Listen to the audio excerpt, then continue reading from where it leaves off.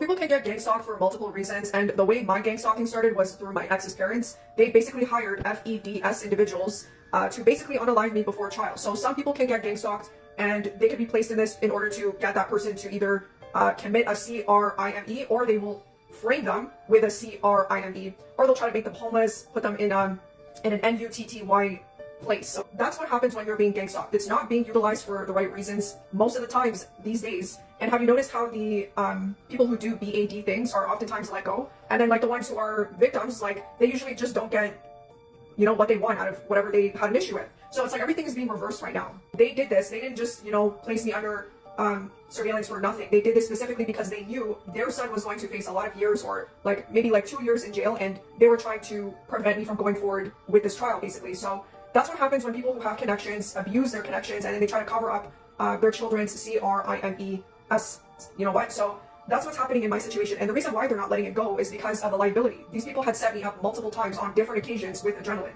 And this was not just something that, like, that's not something that you can let go. They set me up twice at a job with this substance through people that were participating in this. They set me up with this while they pushed me out of my house. They set me up with this while I was in a place where I was supposed to get help and didn't.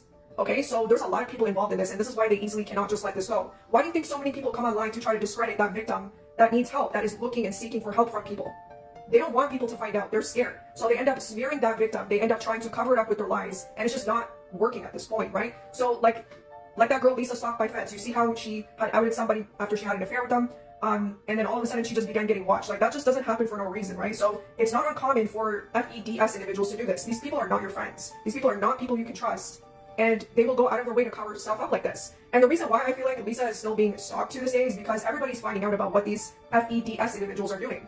You know what I'm saying? If they all of a sudden stop now, it would be too obvious. People will find out that she was truly being followed. So they're trying to find a way, I'm sure, to work around her exposing this. Like, and when you start exposing people like that, they will try to, you know, cover it up in more nefarious ways. So I'm just trying to make a point here. When people have power and they have connections, they will abuse it. And then they recruit their flying monkeys, they recruit their informants to do things, even if those things are not genuine and meant to help people. You know what I'm saying? So this is the situation that I'm in right now.